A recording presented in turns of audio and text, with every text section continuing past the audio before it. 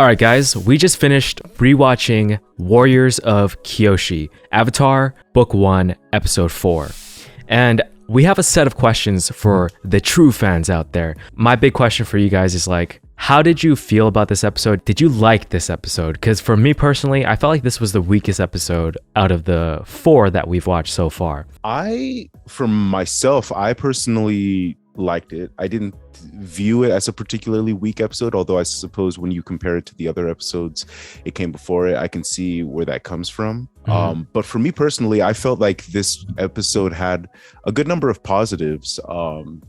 Generally, just as far as expanding the lore of the world, we get to know more about Kyoshi and stuff like that. So I personally liked it. How did you feel about the episode, Chuku? Overall, I enjoyed this episode. I can see what you mean by the weakest to some degree, because I do think that a lot of the previous episodes had a lot more lore established. And this one did establish a lore in a sense where it's we got an avatar named Kyoshi, as well as how the avatar is how the world sees the avatar, which was one of the most unique things of this episode. But at the same time, this is where it starts coming from. I think this is the territory where it starts becoming that whole adventure feel, where it's now we're going on little trips and whatnot. So I think this is where we start getting into that territory. Real quick about the Kyoshi thing. Last episode, we talked about how it seemed like it was a retcon because Kyoshi was not in that building, and now this next episode we get Kyoshi, and so I thought that was pretty interesting. But yeah, go ahead. Yes, that actually brings up another question, right? Is it actually a retcon? Because they just did it the next episode, so it's very strange. Yeah, I mean, that's a great question. Because it's Kyoshi and Roku. Roku was right before. Roku was in the building, but yeah, Roku was the main guy, and then there was a sword guy, as we mentioned. But back to the main topic, I feel like this episode was the weakest so far, mainly because of I say two things. One is it was a lot sillier than usual, which is totally fine. I can enjoy the fact that it's a kid's show and it's cartoony and it's meant to be entertaining in that sense. But a lot of it felt weaker in terms of storytelling and just overall pacing.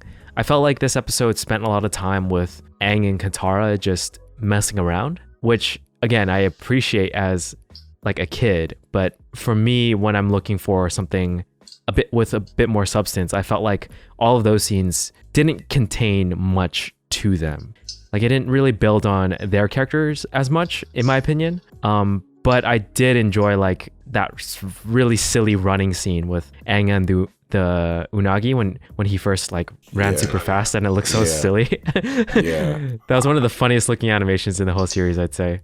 I will agree with you on motivations, but I guess because this kind of brings up to my question, the idea that how do you guys feel about Aang's view on being the Avatar? Because I feel like this episode, it has a different perspective, and you kind of see the view of the Avatar. Because you hear people like Katara praise the Avatar, but we never really get to see the world's point of view on how the Avatar would be treated. And the fact that, you see Aang with fangirls and all this other stuff.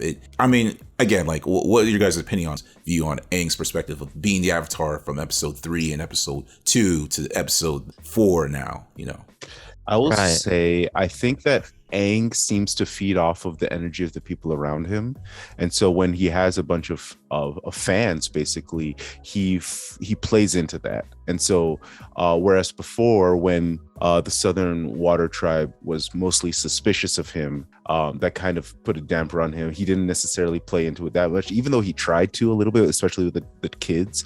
It wasn't as much as it was here, where it was everybody loves Avatar Kyoshi, and by extension everyone loves Avatar Aang. Yeah, I felt like this episode sort of over-exaggerated how people actually view the Avatar, or at least I get that it's Kyoshi Island and everything and they love Kyoshi, but the reaction to Aang felt kind of fake. There's just a lot of little girls and whatnot, and for them to all love him and whatever, it just felt very, I guess they are children, so it is childish, but at the same time, I was looking for more interesting supporting characters, I guess. The only one there that was interesting was Suki. And even the other Kyoshi warriors, I don't think they had a single line. I think all of it was just like reactions, laughing, and yeah. So that's another thing I felt why this episode was weaker, because it felt emptier to me in terms of like just more substantive interactions. I think one of the one of the things that I particularly enjoyed watching in this episode, as it relates to the Kyoshi warriors and specifically Suki, was Sokka's interaction with them. I think that Sokka's storyline in this episode was at least for me, the most interesting. He essentially has been established as this kind of misogynistic, immature character throughout the beginning of this right. Show. He's sexist. Right. And so he kind of and that is brought to the forefront at the beginning of this episode, but along with that, we also have gotten to know Sokka is a curious and very, very much seeks to improve himself. And in this episode, we see his willingness to let go of his ego and basically humble himself in order to learn from these people who he previously viewed that he should be better than. And I think that growth is indicative of where we see Sokka eventually go, especially with like the fact that he was able to pick up lessons from Suki so quickly. He's a person who is very intelligent, right, and learns a lot, but then also at the same time be like, yo, this is a cartoon, how did he learn it so quickly? Yeah, that's the question, right? You don't know how long they were there. I feel like they were there pretty long days. It felt like a day. It felt like a day. I know it felt like a day, but it was not a day. It might have been a day. It's very difficult to say that it was a day, mainly because of Zuko, because he had to travel to Aang. Exactly. And I think they literally said yesterday, though, when they got captured, and then he started learning. I think they literally said yesterday, and then it was that day that like Zuko attacked. But I don't know. I doubt that. I'll give it. I say minimum 3 days. I feel the same as Osi. Either way, the question is, do you feel like it was too fast for him to learn that? It was definitely too fast. I think that the point of the episode remains. I think that the point of his development as a character remains. Right. Yeah. I think that was my favorite part about the episode is Sokka's development and sort of his relationship with Suki. Like, how do you guys feel about that? Like, knowing what we know now, how they get together at the end, it's very cute seeing them together, I suppose. My opinion, and we'll definitely go in a video into this, I feel like they have the most sort of realistic terms of relationships, because I feel like all the other relationships that happen in the series, it's not like it ain't plausible, but it's just not probable that if you were in those kind of dynamics that would work. But Asaka, the Suki dynamic is sort of the whole like man tries to show his bravado, girl kind of tests him, he fails, but you know he uses another way to kind of get his advantage, and then later on they kind of become a couple, and it's like they both like each other, so it's like it's not this like they don't really hide it as opposed to all the other ones where it's like this build up and tension and whatnot. So I feel like, in my opinion, I like it that it's more realistic. Yeah, I'm sure we'll do a video talking about the relationships of Avatar. But for now, let us know in the comments what you guys think about their first sort of interaction. Definitely. And it was great growth from Sokka, but how about Zuko? How do you guys feel about Zuko in this episode? That's another reason I didn't really enjoy this episode as much, is because I felt like Zuko was just sort of... You know how we really liked the jokes from last episode between Zuko and Aro? I felt like this episode was more of the Sokka and Aang type of humor for them. Yeah. Like, it was just sort of like throwaway humor for fun. All good, but like it wasn't as clever as episode 3's. Yeah, I agree. Episode 3, that one surprised us. I was like, wow, I didn't laugh at that until now. Zuko, he kind of took a back seat this episode. Yeah.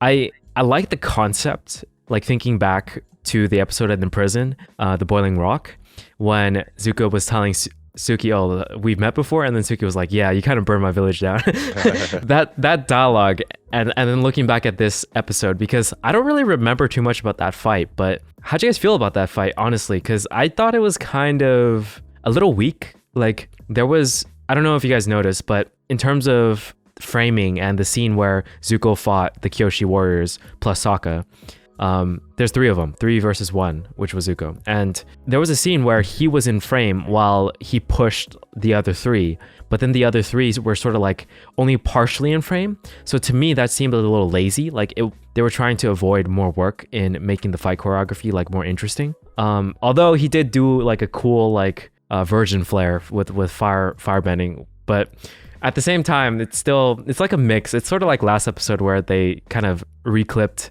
that whole like dodging the fire thing with Zhao. But yeah, how'd you guys feel about the fight in general? I thought it was, it being like its 4th episode and seeing the fights. I did like the part when Aang has the fans, so I thought that was a very interesting thing. As far as the Kyoshi stuff, yeah, I it's weird. I didn't feel like there was many firebenders. So at one point, I mean, eventually later on, you see there's many firebenders or people firebending. But at one point, it was just like, oh, people with fans versus firebenders. That's a little bit, yeah, like not bad, but it was just like, I mean, if you don't have, and I guess you can think that, I guess coming from their headspace, they must have thought like it's not a big deal. But it's just, I don't know, it just seemed a little weird. Like I'll give it that. Like it wasn't really that. Well, I will say that the Kyoshi warriors were pretty badass. Like jumping from the roofs, taking out the firebenders on the rhinos. Like. Yeah. You didn't see that from Sokka ever, so I'm like, how did Sokka ever get an advantage over Suki, who's the leader of the Kyoshi warriors, while the other Kyoshi warriors are like taking down like firebenders and stuff like that? I'm just gonna assume that there's this thing where, when newbies are learning a martial art and they don't know how to fully act yet, it's weird fighting newbies because you don't know how they're gonna react. And so maybe Suki just got caught up and surprised by a weird reaction that Sokka had. Yeah. But those are our questions for this episode of Avatar. Feel free to leave your comments below on what you think about each of those questions, and we'll catch you guys in the next episode. Peace. Peace.